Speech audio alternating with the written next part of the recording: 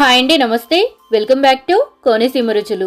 ఈరోజు వీడియోలో simple and టేస్టీగా అరటికాయ ఫ్రైని ఎలా తయారు చేసుకోవాలో చూపించబోతున్నానండి. చాలా చాలా టేస్టీగా ఉంటుంది. ప్రాసెస్ కూడా చాలా ఈజీ. వేడి వేడి అన్నంలోకైనా రసం సాంబార్లోకైనా చాలా టేస్టీగా ఉంటుందండి. మరి ఇంకా లేట్ చేయకుండా ప్రాసెస్లోకి వెళ్ళిపోదాం పదండి.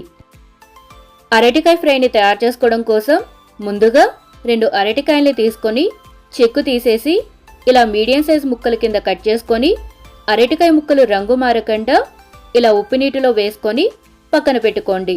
ఇప్పుడు స్టవ్ వెలిగించి కడాయిని పెట్టుకొని 2 టేబుల్ స్పూన్ల ఆయిల్ వేసి హీట్ చేసుకోవాలి.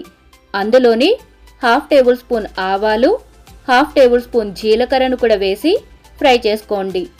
అవి కాస్త వేగాక ఒక పెద్ద ఉల్లిపాయ సన్నని తరుగు, 3 పచ్చిమిర్చి, 2 రెబ్బల కరివేపాకును కూడా వేసుకోండి. అందులోని రుచికి సరిపడ ఉప్పు, 1/2 టేబుల్ స్పూన్ పసుపును కూడా వేసుకొని మీడియం ఫ్లేమ్ మీద ఇలా ఉల్లిపాయ ముక్కలు మెత్తబడేంత వరకు ఫ్రై చేసుకోండి, సరిపోతుంది. ఉల్లిపాయ ముక్కలు ఇలా వేగాక 1/2 టేబుల్ స్పూన్ అల్లం వెల్లుల్లి పేస్టును కూడా వేసుకొని అల్లం వెల్లుల్లి పేస్టు పచ్చివాసన పోయేంత వరకు కలుపుతూ వేయించండి. ఇప్పుడు అందులో అరటికాయ ముక్కల్ని వేసుకొని ఒకసారి కలుపుకోండి. ఇప్పుడు మూతతో కవర్ చేసుకుంటూ మధ్య మధ్యలో కలుపుతూ మీడియం ఫ్లేమ్ మీదే అరటికాయ ముక్కల్ని బాగా వేయించండి.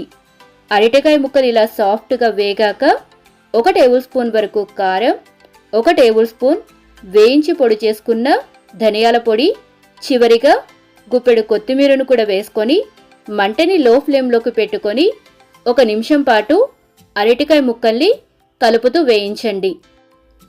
అరటికాయ ముక్కలు ఇలా బాగా వేగాక ఇప్పుడు స్టవ్ ఆఫ్ చేసేయండి. ఈ అరటికాయ ఫ్రైని మీరు వేడివేడి అన్నంలోకైనా రసం సాంబార్లోకైనా తింటే చాలా బాగుంటుందండి.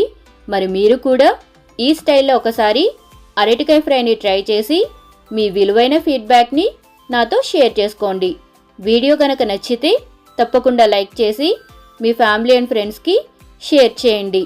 ఇలాంటి మరిన్ని ఈజీ అండ్ టేస్టీ రెసిపీస్ కోసం మన కోనసీమ రుచుల్ని సబ్స్క్రైబ్ చేసుకోండి. Thank you for watching.